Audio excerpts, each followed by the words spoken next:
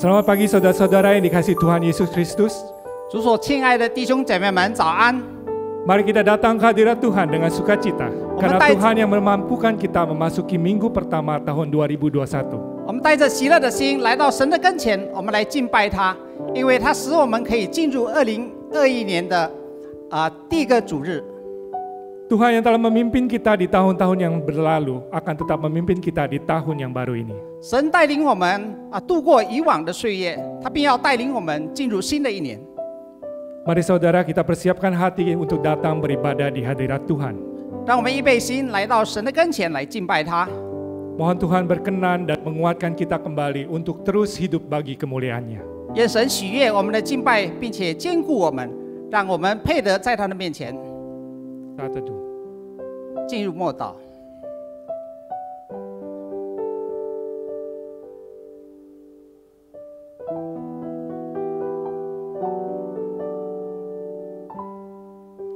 Marilah kita pergi ke kediamannya, sujud menyembah pada tumpuan kakinya. 我们要进他的居所，在他的脚凳前下拜。 Silakan bangkit berdiri saudara-saudara sekalian. 弟兄姐妹们，请起立， Dengarkanlah panggilan ibadah ini. 请听先召。 Nyanyikanlah nyanyian baru bagi Tuhan, sebab Ia telah melakukan perbuatan-perbuatannya yang ajaib. Keselamatan telah dikerjakan kepadanya oleh tangan kanannya, oleh lengannya yang kudus. 你们要向耶和华唱新歌，因为他行过奇妙的事，他的右手和圣笔施行救恩。 Sebab itu langit bersyukur karena keajaiban-keajaiban-Mu ya Tuhan, bahkan karena kesetiaan-Mu di antara jemaah orang-orang kudus.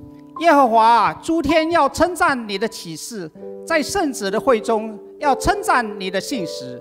Mari saudara kita meninggikan Tuhan kita, ajaib Kau Tuhan. 我们来赞美我们的神，唱诗奇妙全能神。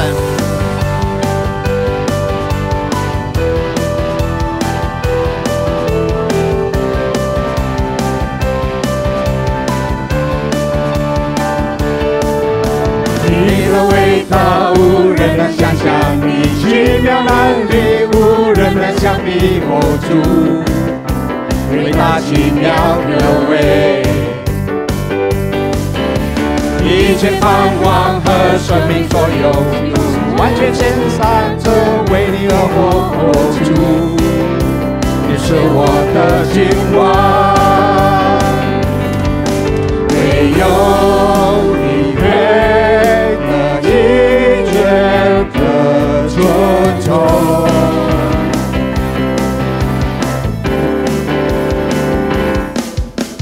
奇妙全能神，尊贵荣耀君王，你是我的神的基督，坐在宝座上，你彰显到永远。耶稣，你是荣耀的君王。 Adeleksia, katakan tak terbayang kebesaran-Mu, tak terbanding kuasa-Mu, Tuhan Kau megah bagiku. Tak terbayang kebesaran-Mu, tak terbanding kekuatan-Mu, Tuhan Kau megah bagiku.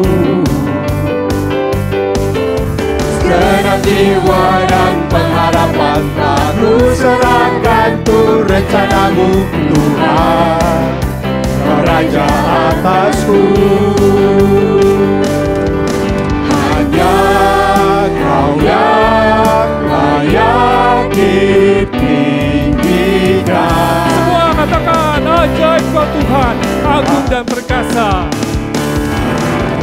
Ajaib Kau Tuhan, agung dan perkasa. Kau sumber kemenanganku, layak berkuasa, memerintah selamanya. Yesus Kaulah Raja mulia, ajaib Kau Tuhan, agung dan perkasa. Kau sumber kemenangan.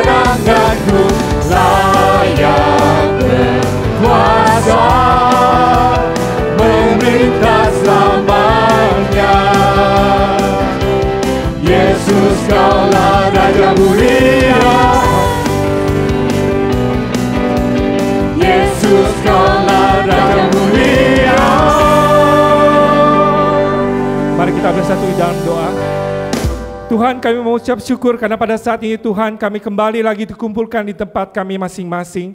Kami boleh datang beribadah, bersujud menyembah di hadapan-Mu. Allah yang besar, Allah yang agung, Allah yang maha kuasa, Allah yang senantiasa memelihara kehidupan kami, Allah yang senantiasa berada bersama-sama kami, memberikan kami kekuatan Tuhan. Di dalam tekanan sebesar apapun Tuhan, kami boleh melihat penyertaan Tuhan yang tidak pernah berkesudahan. Ya Tuhan, pada saat ini kami datang di hadapan-Mu, di dalam waktu minggu pertama ini Tuhan, tahun yang baru ini, kami mau datang Tuhan dengan sorak-sorai karena kami memiliki Allah yang luar biasa seperti Engkau. Tuhan, kiranya Engkau boleh menikmati segala sembah sujud kami, ibadah kami Tuhan. Pada saat ini Tuhan, boleh berkenan di hadapan-Mu dan setiap kami Tuhan, orang-orang yang Tuhan perkenankan untuk boleh diberikan kekuatan untuk hidup selalu untuk kemuliaan nama-Mu. Terima kasih Tuhan, dengarlah doa permohonan kami, ucapan syukur kami ini. Hanya dalam nama Tuhan Yesus, Allah dan Juru Selamat kami yang hidup, kami berdoa dan mengucap syukur. Amin. Silakan duduk saudara. 会众请坐。 Mari saudara, saat ini kita membawa diri kita kembali di bawah salib Tuhan Yesus. 会众这个时候，我们来到主十字架的脚下， Kita mengakui segala dosa dan pelanggaran kita. 我们来承认我们的罪和我们的过犯。 Mohon Tuhan yang menyucikan seluruh keberadaan diri kita, 求主洁净我们每一位， sehingga kita dilayakkan untuk hidup bagi kemuliaan Tuhan. 使我们配得将我们的生命来荣耀主的名。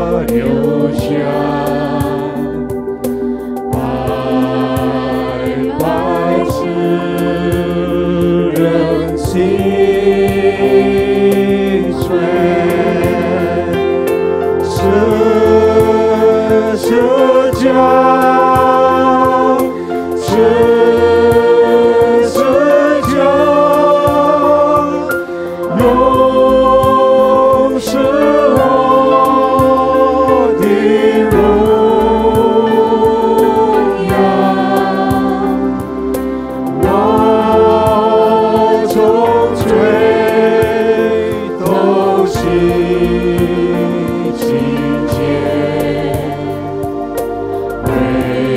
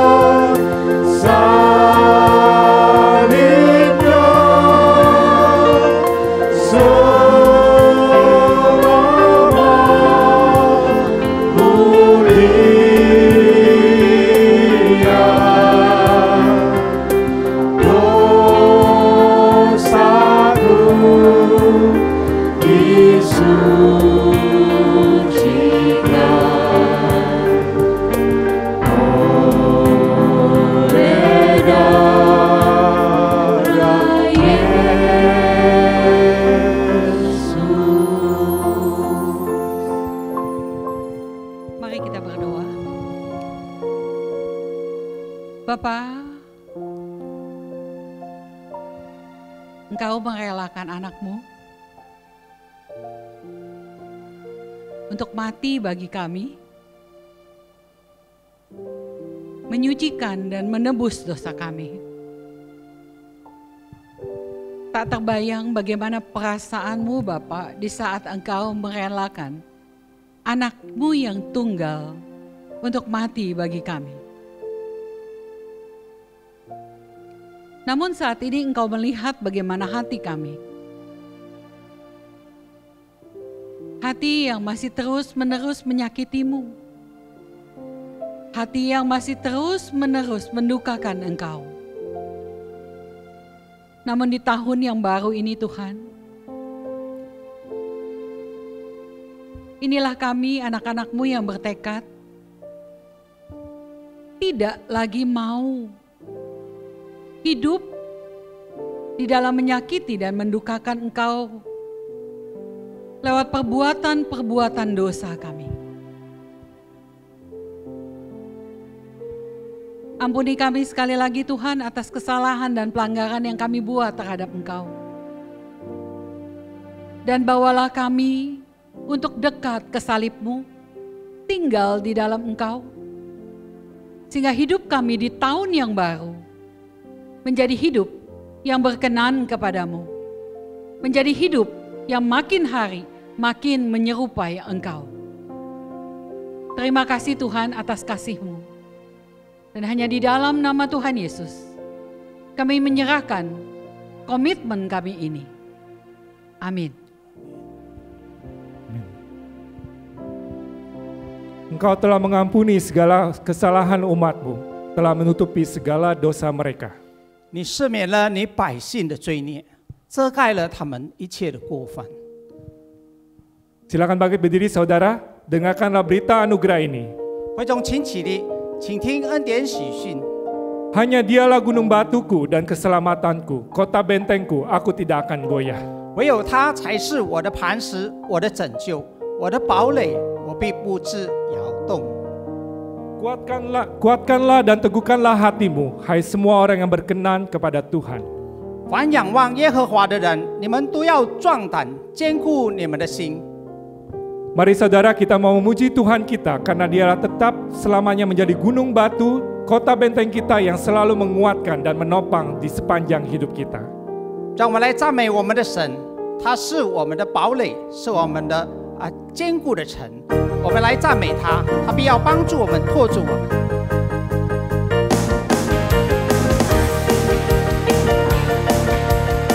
Tuhan yang benar. 你是我心的坚固，你是我随时帮助，我不会疑惑，你拯救我的生命。你是我慈爱救主，你是我全能天赋，我不会恐惧，有你的能力，伸出生命左右，狂风暴雨，无尽的奇迹，拉出一块的双手，高举我一颗胜利。记住，你是真实救主，永远不离弃我，昨日起一直到永远，你应许永不改变。阿拉巴伊欧梅嘎，创世者救主，全地颂扬荣耀你主，你是荣我的神神。 Sama-sama Indonesia katakan, kau gunung batuku, kau bentengku. Kau gunung batuku dan kau kota bentengku, tak akan ku ragu, kau menjadi hidupku. Kau keselamatanku dan kau yang membelaku, tak akan ku takut, kuasamu di dalamku. Walau badai menerpa di dalam hidupku ini, namun tanganmu Tuhan mengangkatku tinggi. Tuhan yang benar tak pernah tinggalkan, dahulu sekarang selamanya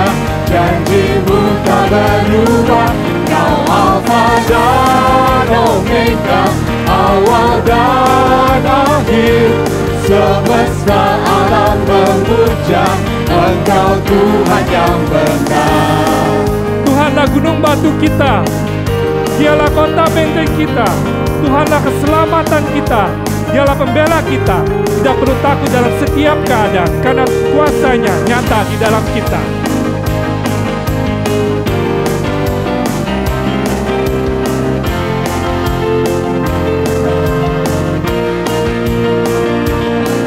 Walau badai menerpa di dalam hidupku ini, namun tanganmu Tuhan mengangkatku tinggi. Kau Tuhan yang benar, tak pernah tinggalkan.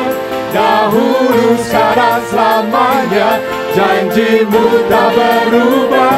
Kau Alfa dan Omega, awal dan akhir, semesta alam memuja Engkau Tuhan yang benar. Tuhan yang benar, tak pernah tinggalkan. Dahulu, sekarang, selamanya, janjimu tak berubah. Kau Alfa dan Omega, awal dan akhir, semesta alam memuja Engkau Tuhan yang benar. Semesta alam memuja Engkau Tuhan yang benar.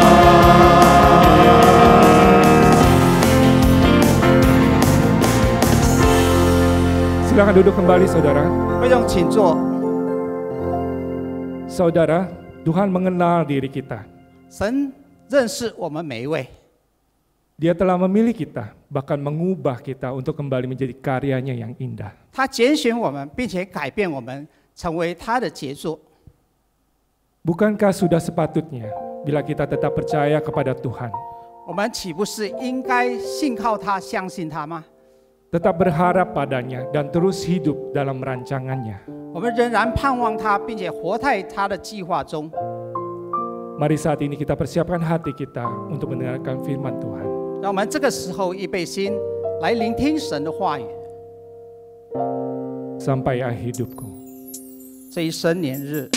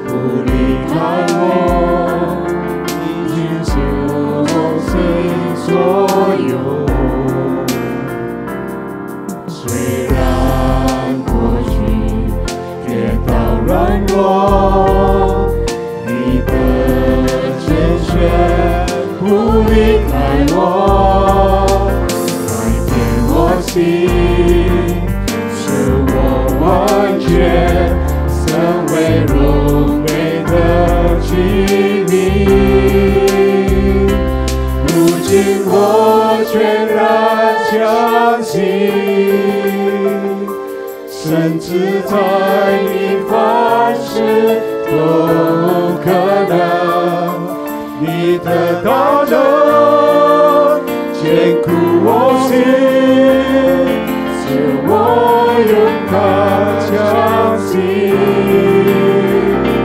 如今我全然降服，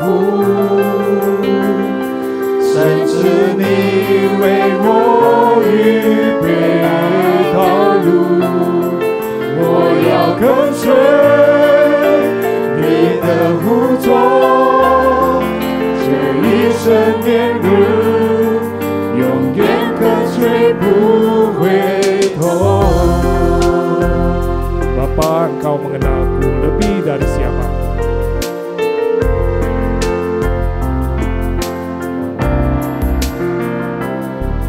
Bapa, Engkau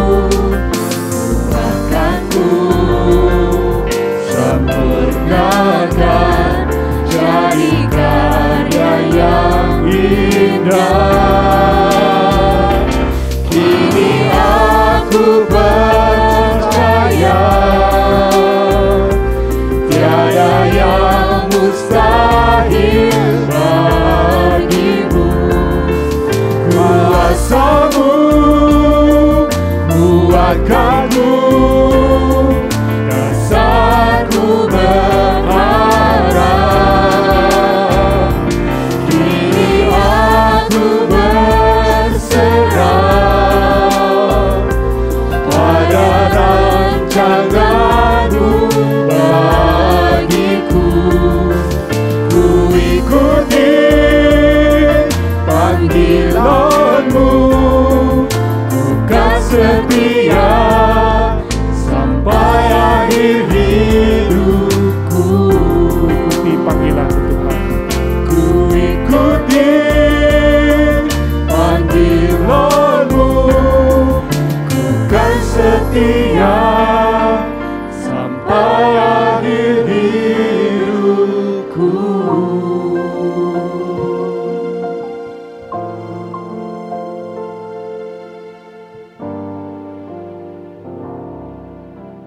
Shalom Bapak Ibu Saudara sekalian, apa kabarnya? Semoga kita semua dalam keadaan baik-baik dan juga sehat-sehat saja. Ya, bagi yang belum ketemu di tanggal 1, saya mengucapkan selamat tahun baru, Tuhan Yesus memberkati. Nah, hari ini tema kita adalah Faith in the Lord Jesus. Saya akan membacakan firman Tuhan yang diambil dari Efesus 1 ayat 15 sampai 23. Namun demikian saya akan bacakan ayat yang ke-15 saja. Demikian bunyi firman Tuhan. Karena itu setelah aku mendengar tentang imanmu dalam Tuhan Yesus dan tentang kasihmu terhadap semua orang kudus, kita berdoa. Bapa di surga, kami naikkan puji dan syukur ada satu kesempatan di minggu pertama, di bulan yang pertama, di tahun yang baru 2021, kami bisa datang di hadapan Tuhan, memuji menyembah kepada Engkau. Ini adalah anugerah daripada Tuhan. Biarlah pujian pengagungan kami, Tuhan, disenangkan, dipuaskan. Tibalah saatnya kami akan mendengarkan sabda firman Tuhan. Berbicara kepada kami ya Bapa, yang menyampaikan dan yang mendengarkan firman Tuhan sungguh-sungguh diberkati. Dengan hikmat kekuatan, pertolongan daripada Tuhan kami dimampukan untuk menghidupkan firman Tuhan ini di dalam hidup kami. Inilah doa kami, syukur kami yang kami naikkan dalam nama Tuhan Yesus, kami sudah berdoa. Amin. Nah Bapak Ibu Saudara sekalian, di dalam nats yang sudah saya bacakan tadi dalam Efesus 1 ayat 15, bahkan ayat 15 sampai 23, di sana kita bisa menemukan 6 aspek yang menjadi dasar pertumbuhan seorang Kristen, jemaat ataupun gereja. Nah, ke-6 aspek ini ialah yang pertama, iman di dalam Tuhan Yesus, di dalam ayat 15 yang akan kita bahas pada hari ini. Yang kedua, kasih terhadap semua orang kudus, terdapat di dalam ayat 15. Nah, ini akan dikhotbahkan pada minggu yang akan datang. Lalu yang ketiga, 4 dan yang kelima itu akan dikhotbahkan 2 minggu yang akan datang. Yaitu yang ketiga, roh hikmat ayat 17. Lalu yang keempat, wahyu untuk mengenal Dia dengan benar. Itu juga terdapat di dalam ayat yang ke-17. Lalu yang kelima, pengharapan yang terkandung dalam panggilannya ayat 18. Dan yang terakhir yang ke-6, betapa hebat kuasa kebangkitan Kristus yang terdapat di dalam ayat 19. Nah, ini akan dimix dengan tema bulan April, itu tentang kebangkitan daripada Kristus. Nah, ke-6 aspek ini harus berproses dalam kehidupan kita. Jika ke-6 aspek ini bertumbuh dengan baik, ini membuktikan bahwa kita sebagai pribadi, jemaat atau gereja dapat dikatakan tanda kutip berhasil. Namun demikian, penilaian Allah tentang kriteria keberhasilan seorang Kristen atau jemaat atau gereja itu sangat berbeda dengan penilaian manusia. Ya, keberhasilan gereja menurut pandangan manusia itu seringkali ya diukur secara mekanis. Kenapa? Dia memakai kriteria yang bisa diukur. Dan secara fenomena ini terjadi karena apa? Seringkali kita dibentuk oleh format dunia. Contoh, ya, ketika Saul ditolak sebagai raja Israel oleh Tuhan, Tuhan mengutus Samuel ke rumah Isai untuk mengurapi salah seorang anaknya untuk menjadi raja atas Israel. Nah, singkat ceritanya, Samuelnya sampai di rumah Isai. Begitu melihat anak-anak Isai, penilaian Samuel berbeda dengan penilaian Tuhan. Samuel melihat apa yang di depan mata, apa yang kelihatan, tetapi Tuhan melihat apa yang ada di dalam hati. Ya. Maka bagi Samuel, Daud itu tidak cocok sebagai raja daripada Israel. Tapi itu yang diinginkan oleh Tuhan. Itu dikatakan di dalam 1 Samuel 16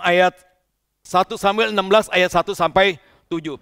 Jadi prinsip keberhasilan seorang Kristen adalah kembalinya seseorang di dalam proses yang Tuhan kehendaki. Keberhasilan seorang Kristen bergantung pada proses pertumbuhan dari 6 aspek yang saya sebutkan yang terdapat di dalam Efesus 1 ayat 15 sampai 23 tadi. Yaitu bertumbuh dalam iman, dalam kasih, dalam hikmat, dalam wahyu, dalam pengharapan, dan dalam kuasa kebangkitan daripada Kristus. Keenam aspek ini harus bertumbuh dalam hati kita. Ini tandanya kita menjadi seorang Kristen yang sejati. Oleh sebab itu maka gereja harus wajib melakukan semua daya agar keenam aspek ini dia bisa bertumbuh. Mengapa? Oleh karena hanya dengan demikian orang-orang Kristen bisa menjadi saksi di tengah dunia. Hari ini kita akan membahas aspek yang pertama, itu tentang kuasa iman yang menyuruh dalam Tuhan Yesus. Dan iman yang menyuruh dalam Tuhan Yesus itu adalah yang pertama. Yaitu yang pertama, iman yang harus terkait dengan Yesus Kristus. Nah, jika kita membandingkan Efesus 1 ayat 15 dengan Efesus 4 ayat 13, maka kita bisa melihat bahwa tujuan hidup kita adalah sampai kita semua ini telah mencapai kepenuhan iman. Iman di sini merupakan suatu proses dari titik awal hingga titik akhir daripada hidup kita. Di sini Paulus menuntut dua hal. Yang pertama adalah kesatuan iman, dan kedua pengetahuan yang benar tentang anak Allah. Kesatuan iman dan pengetahuan tentang yang benar tentang anak Allah ini merupakan dua hal yang tidak bisa dilepaskan. Pengertian iman jika tidak kembali kepada Kristus yang sejati berarti bukan iman Kristen.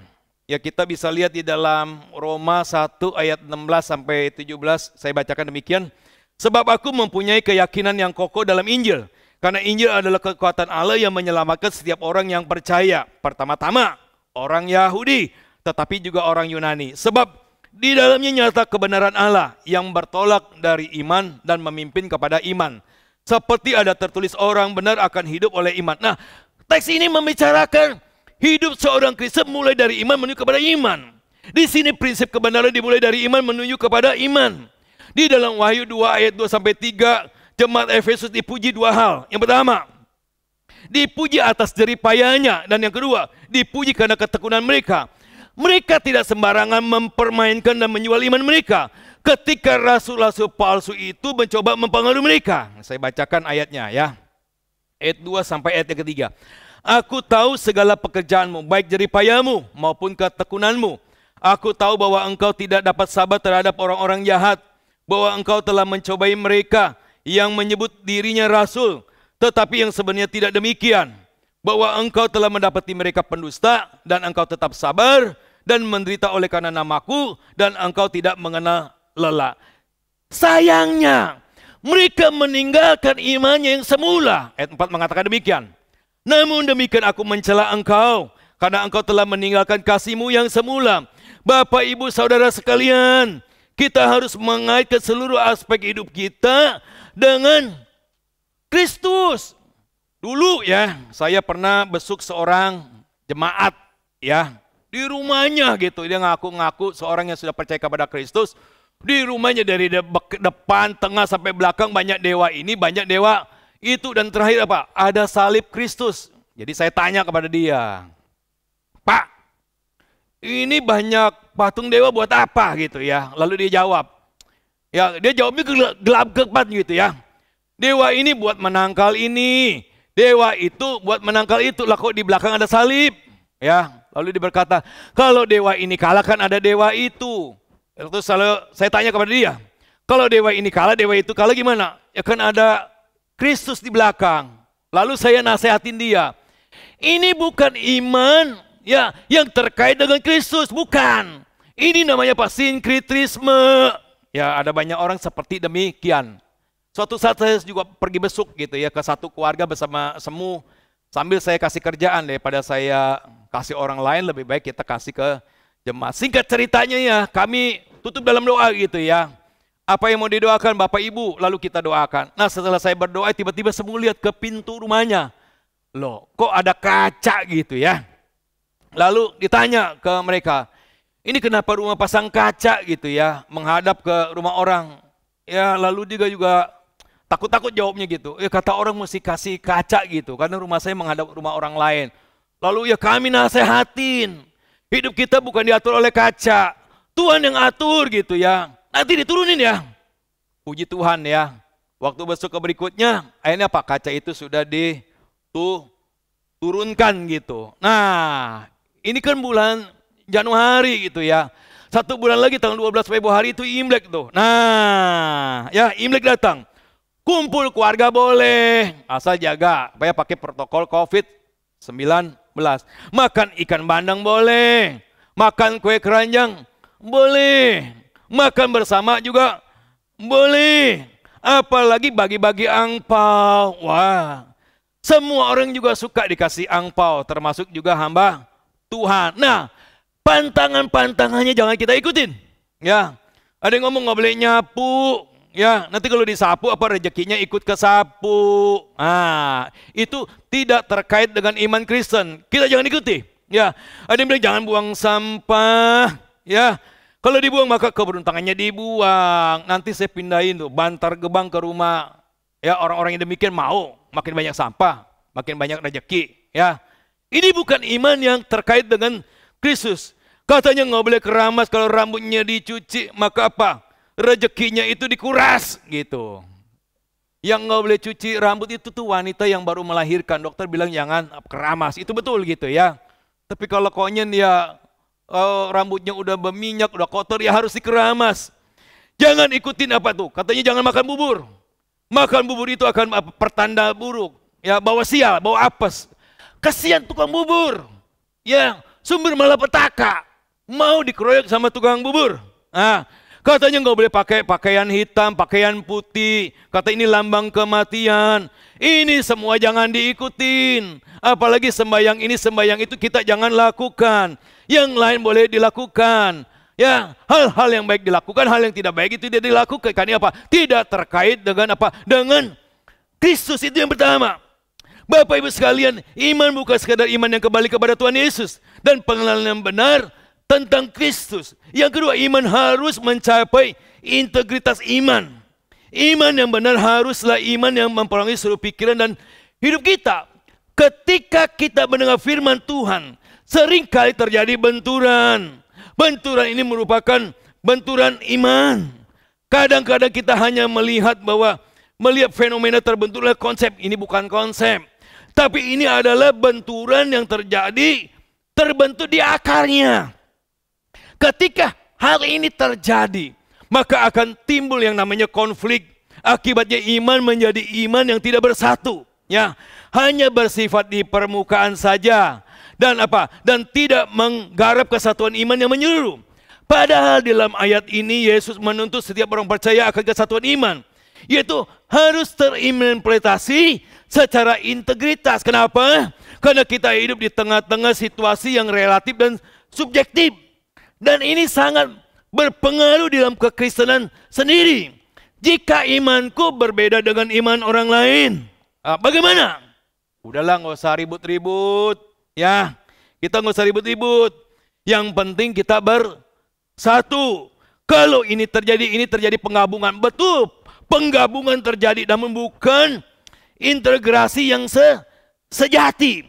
Di sini kelihatannya bersatu, namun belum mencapai kesatuan iman yang sesungguhnya.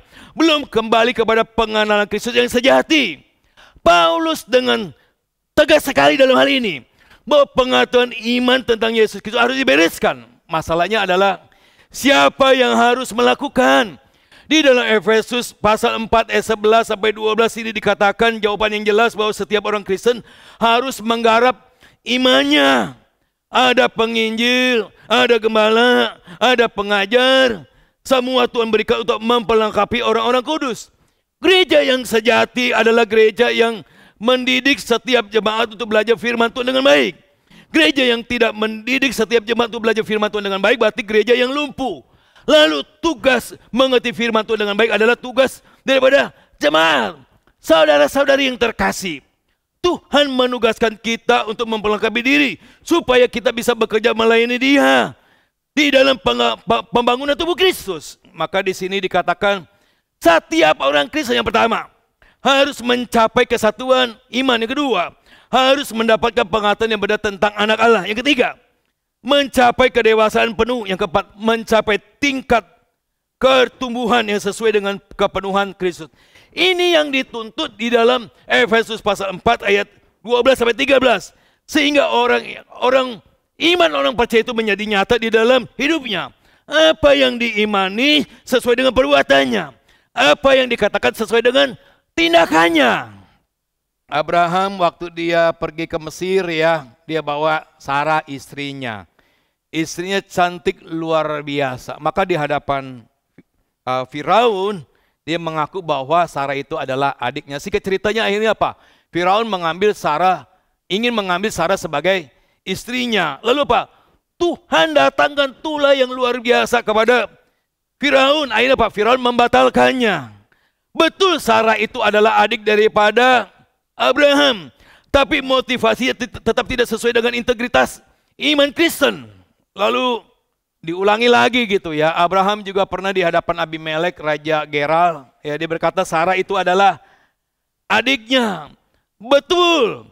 Sarah itu adalah adiknya. Masih saudaranya.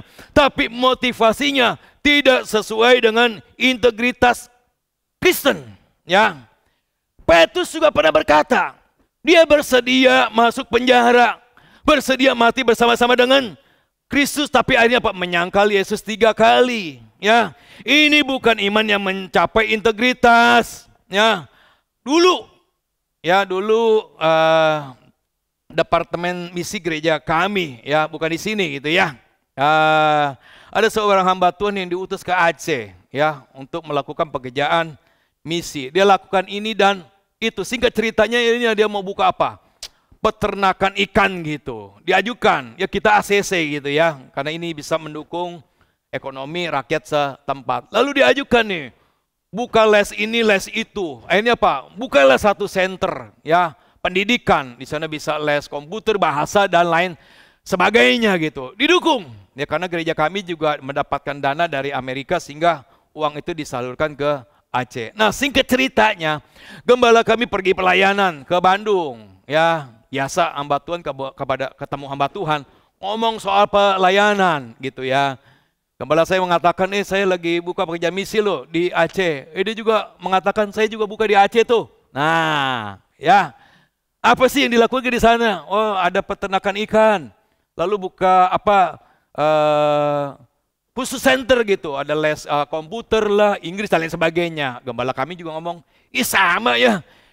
Kami juga ada satu orang di sana gitu ya, buka peternakan ikan, juga ada les ini les itu gitu. Ini singkat cerita namanya siapa orang itu, disebutin orang itu, sama gitu. Ya, hamba Tuhan ini tidak memiliki integritas. Hamba Tuhan ini nggak punya integritas iman. Ya. Satu pelayanan didukung oleh 2 gereja. Artinya apa? Dia dapat dana dari 2 gereja. Ini tidak sesuai dengan integritas iman daripada kita. Ada pimpinan gereja ya. Suatu saat di satu sinode gitu ya. Ada riak-riak lah. Lalu bendahara sinode menyerahkan buku tabungan dan kartu ATM-nya kepada bendahara yang lain, kebetulan satu gereja gitu ya, bersama-sama dengan nomor PIN-nya gitu. Nah, singkat ceritanya, gereja kami mendukung satu hamba Tuhan di cabang yang lain, karena gerejanya itu kesulitan keuangan karena persembahannya begitu minim, maka gereja kami mendukung hamba Tuhan tersebut 1 bulan itu 500.000. Zaman dulu loh, 500 itu cukup besar gitu. Nah, ini singkat ceritanya, hamba Tuhan kami ini, gembala kami ini pelayanan gitu ya. Di satu tempat, yaitu di gereja orang tersebut gitu. Nah setelah pelayanan dia bercakap-cakap, bro, gereja kami mendukung kamu loh.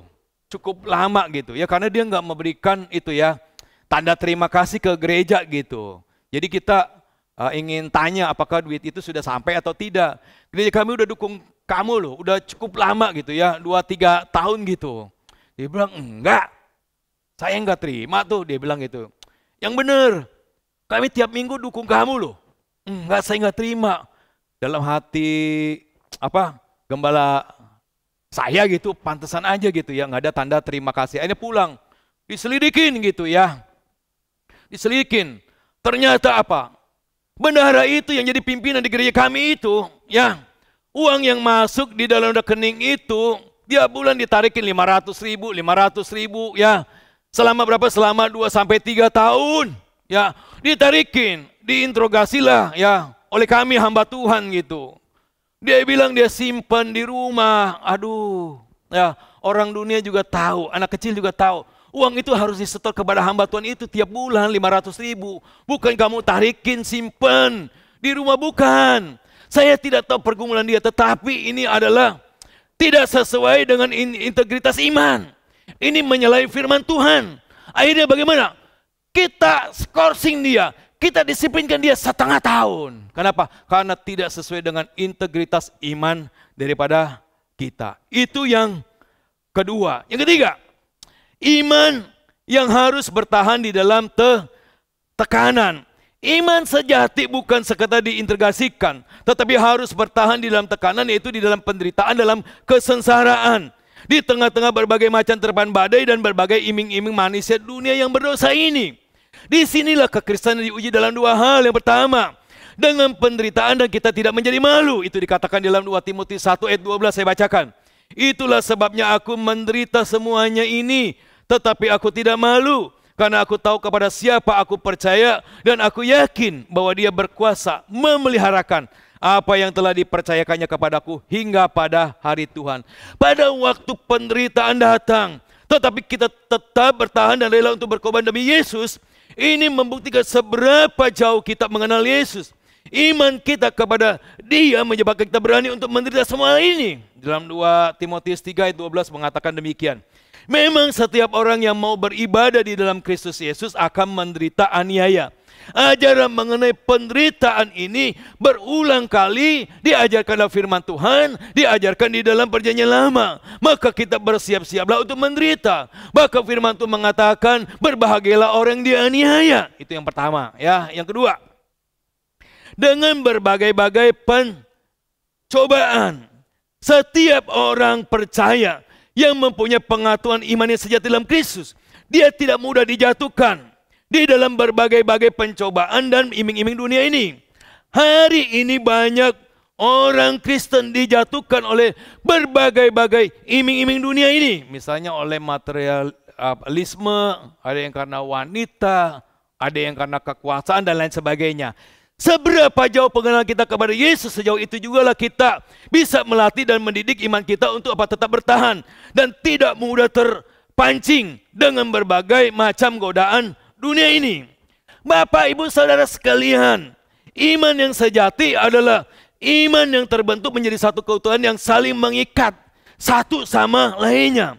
Dan ini dibuktikan di dalam praktik hidup kita di tengah pencobaan dan tipuan dunia ini, baik itu melalui kekerasan maupun di dalam pancingan manis. Jika ini terjadi dalam diri kita, berarti iman kita sedang bertumbuh menuju kesempurnaan yang bertolak dari iman dan memimpin kepada iman. Orang benar akan hidup oleh iman. Di dalam Kisah Rasul 7 ayat 58 sampai 60, ya. Stefanus diseret keluar kota. Bukan saja diseret keluar kota, lalu Pak dilempari batu, dirajam sampai mati. Ya, oleh karena Pak, karena imannya kepada Tuhan. Lalu Pak, jemaat mula-mula ya bertahan di dalam tekanan, ya, dalam penganiayaan yang hebat di Yerusalem. Mereka tetap bertahan ke seluruh daerah Yudea dan Samaria sambil terus memberitakan Injil. Dan sebagian mereka diseret, dilemparkan ke dalam penjara gitu ya. Tapi mereka tetap bertahan di dalam Tuhan. Semua murid Yesus yang 12 itu, bahkan Matius yang menggantikan Yudas, semuanya mengalami penganiayaan yang luar biasa dan akhirnya mati syahid, kecuali Yohanes, ya, dia tidak mati dibunuh, dipenggal dan lain sebagainya, tapi dia mati secara normal. Tapi setelah dia mengalami penganiayaan yang luar biasa, digoreng hidup-hidup, wah luar biasa ya. Mereka tetap bertahan di dalam tekanan, dalam penderitaan, di dalam kesengsaraan. Pemberita-pemberita Injil, bapak-bapak gereja, ada banyak juga mempertahankan iman mereka. Mereka bertahan dalam tekanan, mereka bertahan dalam penderitaan, mereka bertahan waktu mereka dianiaya. Contoh, Hugh Latimer, ya, dulu dia pengikut Katolik yang setia selama 30 tahun. Akhirnya di Cambridge University, dia ketemu dengan Thomas Bilney. Akhirnya dia menjadi pengikut Protestan yang sejati. 20 tahun dia berjuang melakukan reformasi di Inggris dengan apa? Menaburkan Injil di kalangan menengah sampai ke bawah yang begitu luas, yang begitu luar biasa dan begitu efektif, melebihi tokoh reformasi yang lain. Itu dikatakan oleh J.C. Riley. Ya, dikatakan demikian. Tetapi pada tahun 1553, Ratu Mary menjadi penguasa. Ini Latimer itu ditangkap, dilemparkan masuk ke penjara. Itu di Menara London atau Tower of London. Ia ditangkap dengan tuduhan mau memberontak, menggulingkan kerajaan dengan menyebarkan pengajaran reformasi. Nah, di menara itu dia ketemu dengan tokoh reformasi atau pejuang reformasi yang lain, yaitu siapa? Nicholas Ridley. Nah, mereka tahu bahwa hidup mereka sebentar lagi dan mereka akan dijatuhin hukuman mati. Maka mereka bercakap-cakap, mereka berdoa, ya, sebelum menjalani hukuman itu apa? Dibakar hidup-hidup. Ridley mengatakan demikian kepada Latimer. Bersiaplah saudaraku, sebab Tuhan akan meredakan api itu, atau Ia akan menguatkan kita untuk menghadapinya. Sesaat sebelum Latimer dieksekusi, dia berteriak kepada Ridley. Dia berkata demikian, bersiap-siaplah Master Ridley, dan jadilah kuat. Hari ini kita akan menyalakan lilin di dalam anugerah Tuhan di Inggris, yang aku percaya tidak akan terpadamkan. Sekilas sepertinya kisah Hugh Latimer itu berakhir dengan tragis gitu. Mati sebagai seorang martir yang dieksekusi di depan publik gitu. Seluruh rangkaian ini menggambarkan betapa gelapnya kondisi di Inggris pada waktu itu. Namun sesuatu yang tidak terduga terjadi. 3 tahun kemudian Ratu Mary meninggalkan dunia, lalu diganti oleh Ratu Elizabeth.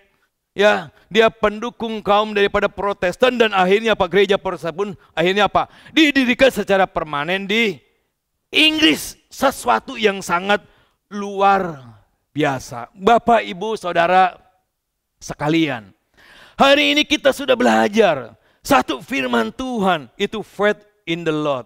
Iman di dalam Tuhan Yesus.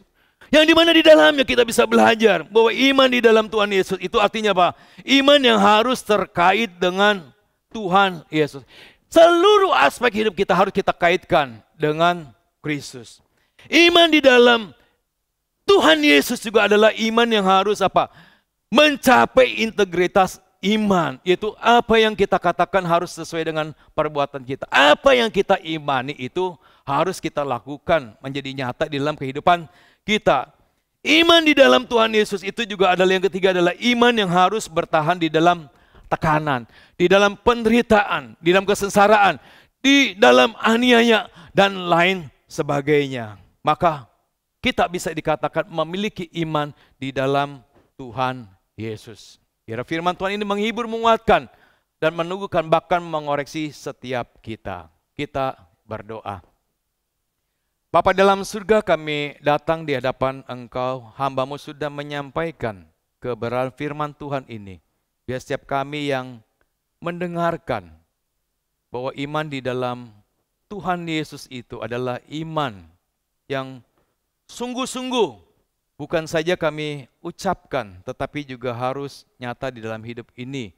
Bahwa iman kami harus selalu terkait dengan Tuhan Yesus. Bahwa iman kami ini harus mencapai integritas daripada iman. Dan bahkan iman kami ini harus senantiasa bisa bertahan di dalam tekanan, penderitaan, kesengsaraan, aniaya, dan lain sebagainya. Oleh Bapa, berikan kami hikmat, kekuatan, pertolongan, mampukan kami Tuhan untuk melakukan firman Tuhan yang tidak mudah ini.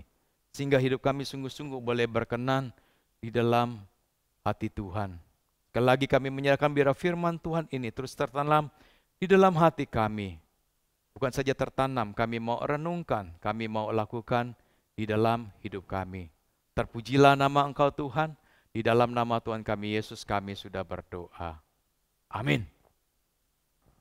Nah, Bapak Ibu sekalian, tibalah saatnya kita akan masuk di dalam perjamuan kudus. Kita akan menaikkan pujian PPK nomor 56, Kisah Salib Tuhan Yesus. Nanti pada waktu rap yang kedua kita bangkit berdiri.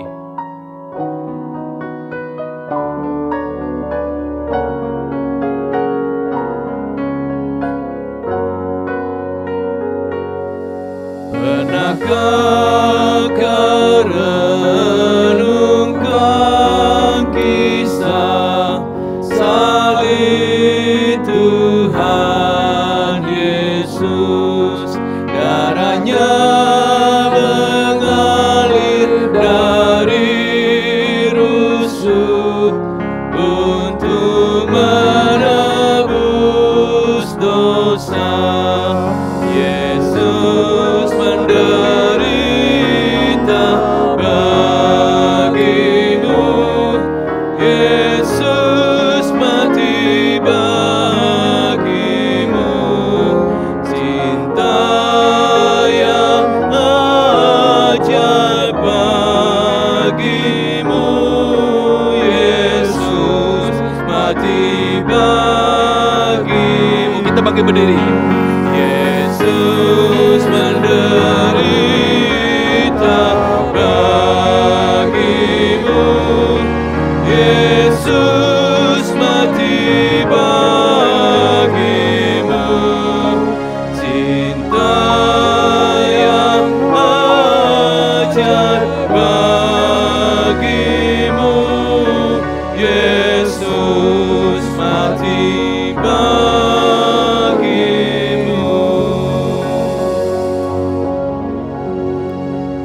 Pada malam waktu Yesus diserahkan, dia mengambil roti dan sesudah itu dia mengucap syukur atasnya. Dia memecah-mecahkan dan berkata, inilah tubuhku yang diserahkan bagi kamu. Perbuatlah ini menjadi peringatan akan aku.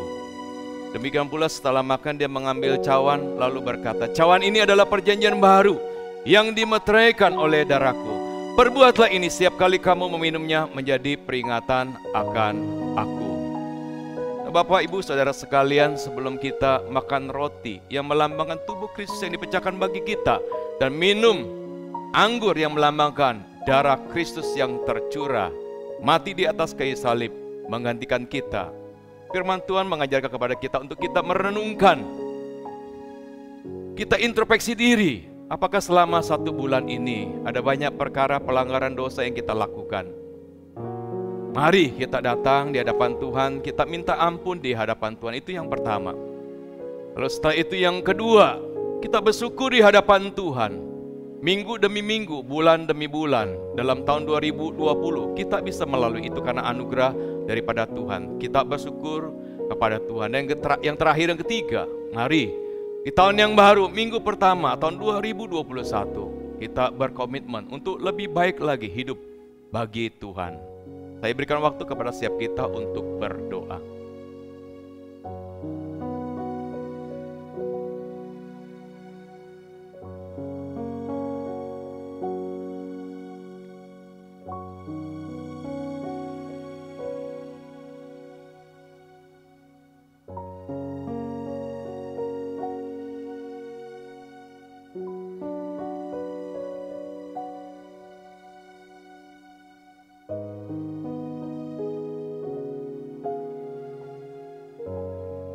Bapa di surga, kami datang di hadapan Engkau. Engkau Allah yang maha adil, tapi Engkau juga Allah yang maha kasih. Pada waktu kami berdosa, Engkau datang ke dalam dunia mencari kami. Engkau digantungkan di atas kayu salib, mati bagi kami. Oh Tuhan, ampuni segala pelanggaran kami, dosa kami, sehingga pada waktu kami makan roti dan minum anggur, kami tidak makan dosa kami, kesalahan kami. Sucikan, kuduskan kami sekali lagi. Dan juga kami bersyukur ya Tuhan, minggu demi minggu, bulan demi bulan, di tahun 2020 ada pasang surut tawa air mata, ada banyak kesulitan, tantangan, rintangan, tetapi ada juga banyak berkat daripada Tuhan. Sekali lagi ya Bapak, kami bersyukur di hadapan Engkau karena Engkau memimpin kami, menyertai kami, khususnya di dalam bagian hidup kami yang paling sulit, sehingga kami bisa melalui bersama dengan Tuhan. Dan kami juga Bersyukur bisa memasuki tahun yang 2021. Tuhan, kami menyerahkan diri kami, biarlah kami di tahun 2021 ini, kami mau menebus waktu kami mau memprioritaskan Tuhan dalam hidup kami mau bekerja melayani Engkau dengan lebih giat lagi, lebih setia lagi kepada Engkau. Inilah doa permohonan kami ya Bapa, yang sungguh kami naikkan di dalam nama Tuhan kami Yesus kami sudah berdoa. Amin. Mari dengan tangan kanan kita pegang roti, lalu tangan kiri kita pegang anggur. Ya pertama-tama kita sama-sama ya, kita makan roti dengan ucapan syukur di hadapan Tuhan. Mari.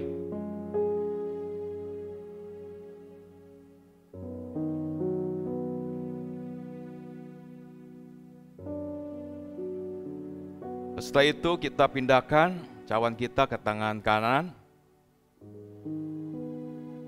Lalu kita juga sama-sama meminumnya dengan ucapan syukur. Mari.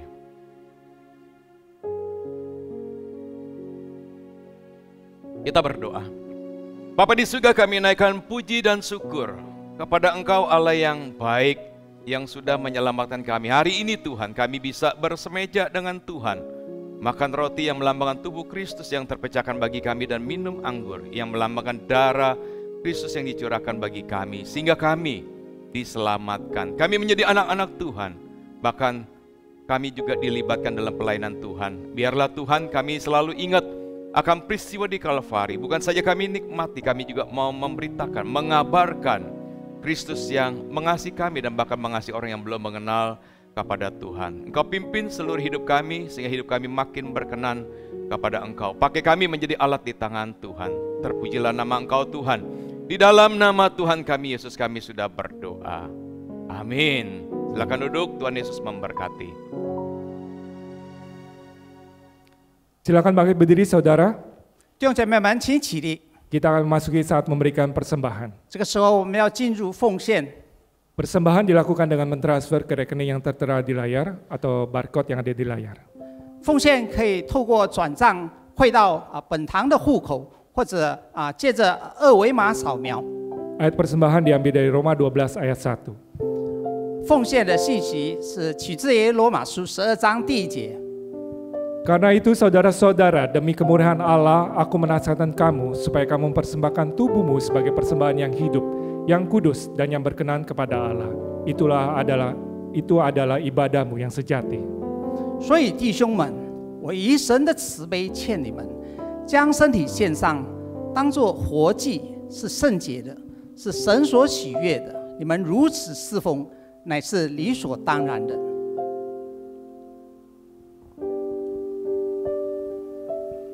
Bapak Ibu Saudara, mari kita masuk di dalam doa.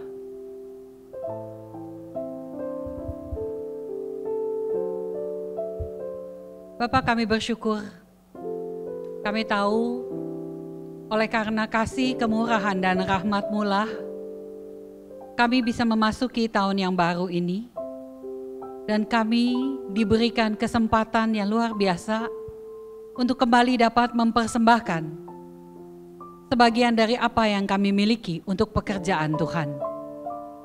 Kami bersyukur Tuhan, walaupun di masa-masa sulit, kami tidak pernah sampai akhirnya tidak bisa memberikan apa yang Engkau berikan kepada kami kembali kepadamu. Bersyukur Tuhan untuk kasih-Mu yang masih memberikan kami kesempatan tersebut.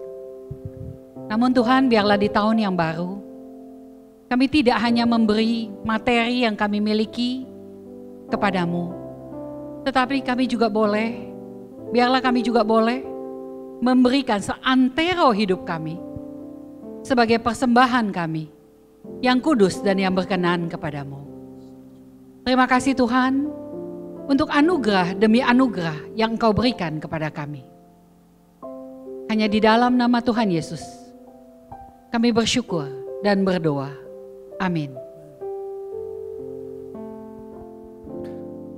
Mari bersama-sama kita berdoa untuk setiap orang-orang percaya, baik itu jemaat, aktivis gereja maupun para rohaniawan, untuk tetap memelihara iman percaya mereka kepada Tuhan Yesus Kristus saja. 弟兄姐妹们，让我们进入共祷，我们为所有的圣徒们祷告，为会友、会圣工人员或者神仆们，让他们能够保持信心，信靠耶稣基督。 Walaupun banyak tekanan yang terjadi, untuk tetap setia mengikut Tuhan. 虽然有许多的压力，但他们仍然忠心于主。 Tuhan, pada saat ini kami datang di hadapan-Mu 我们再来到你的面前，我们恭敬将我们教会的弟兄姐妹们，我们恭敬将圣工人员、所有神仆们都交托在你的手中。在各种的困难、在艰难中，在面临许多的挑战中，他们仍然信靠你，忠心于主基督。主啊，求你自己赐福我们每一位。我们恭敬将这个教会交在你的手中，求神你自己怜悯。 因为你是信实的神，因此我们也愿意忠心于主，我们愿意将我们的生命摆上，让主你自己喜悦，接受我们的敬拜，接受我们诚心的效法基督。我们恳求神你自己赐福我们，我们感谢你垂听我们的祷告，奉主耶稣基督的名恳求，阿门。 Mari saudara dengan tetap berdiri, bersama-sama seluruh saudara seiman, kita mengikrarkan pengakuan iman rasuli. 弟兄姐妹们仍然站立，我们来与众圣徒们一起来宣告我们的信仰，使徒信经。 Silakan yang berbahasa Mandarin terlebih dahulu hingga selesai, dilanjutkan yang berbahasa Indonesia. 我们先用中文的来诵读。使徒信经，我信上帝全能的父，创造天地的主。 我信我主耶稣基督，上帝的独生子，因圣灵感孕，由同真理玛利亚所生，在本丢比拉多手下受难，被钉于十字架，受死埋葬，降在阴间，第3天从死人中复活，升天，坐在全能父上帝的右边，将来必从那里降临，审判活人死人。我信圣灵。 我信圣而公的教会，我信圣徒相通，我信罪得赦免，我信身体复活，我信永生。阿门。Aku percaya kepada Allah, Bapa yang Maha Kuasa, Khalik langit dan bumi, dan kepada Yesus Kristus, Anaknya yang tunggal Tuhan kita, yang dikandung dari Roh Kudus, lahir dari anak darah Maria, yang menderita sengsara di bawah pemerintahan Pontius Pilatus, disalibkan, mati dan dikuburkan, turun ke dalam kerajaan maut, pada hari yang ketiga bangkit pula dari antara orang mati, naik ke surga, duduk di sebelah kanan Allah, Bapa yang Maha Kuasa, dan dari sana Ia akan datang untuk menghakimi orang yang hidup dan yang mati. Aku percaya kepada Roh Kudus, gereja yang kudus dan am, persekutuan orang kudus, pengampunan dosa, kebangkitan tubuh, dan hidup yang kekal. Amin. Mari kita mengembalikan segala puji, hormat, dan syukur kita kepada Allah Bapa, Allah Anak, dan Allah Roh Kudus. 我们将一切颂赞、荣耀尊贵归给我们圣父、圣子、圣灵的名。 Sebab segala sesuatu adalah dari Dia, dan oleh Dia, dan kepada Dia. Bagi Dialah kemuliaan sampai selama-lamanya. 因为万有都是本于他，依靠他，归于他，愿荣耀归给他，直到永远。阿门。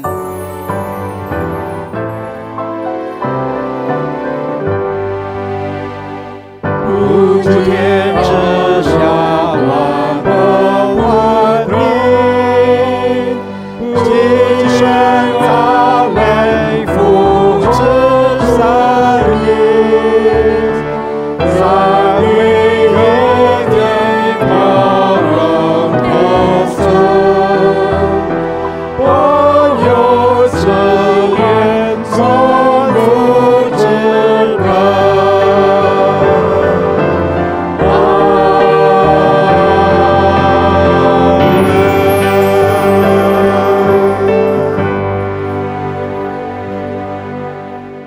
Kita berdoa.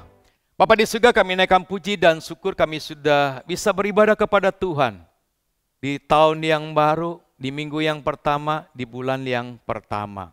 Kami naikkan puji dan syukur kepada Engkau sudah pimpin ibadah kami.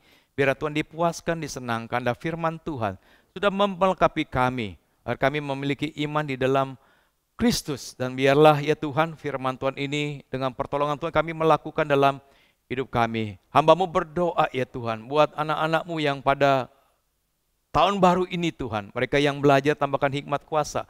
Belajar dengan baik, tahu bagaimana bersaksi untuk kemuliaan daripada Tuhan. Yang bekerja ya Tuhan, biar pekerjaannya boleh menjadi berkat bagi kehidupan mereka, bagi gereja, bagi banyak orang. Mereka yang kehilangan pekerjaannya Tuhan, biarlah Tuhan sediakan satu pekerjaan yang baru.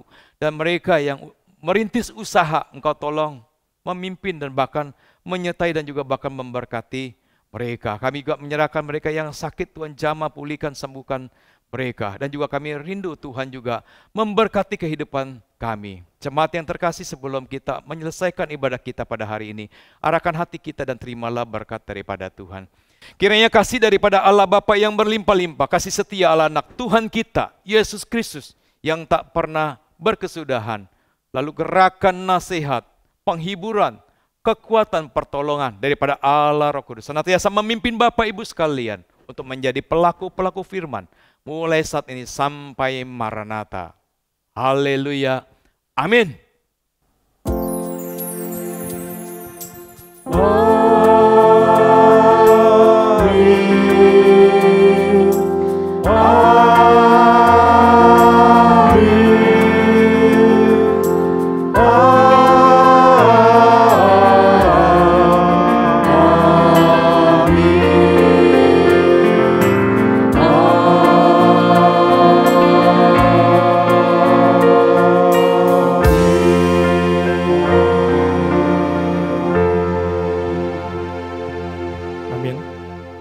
Silakan duduk saudara. 弟兄姐妹们，请坐。 Selamat tahun baru, Tuhan Yesus memberkati. 新年蒙恩，耶稣赐福你们。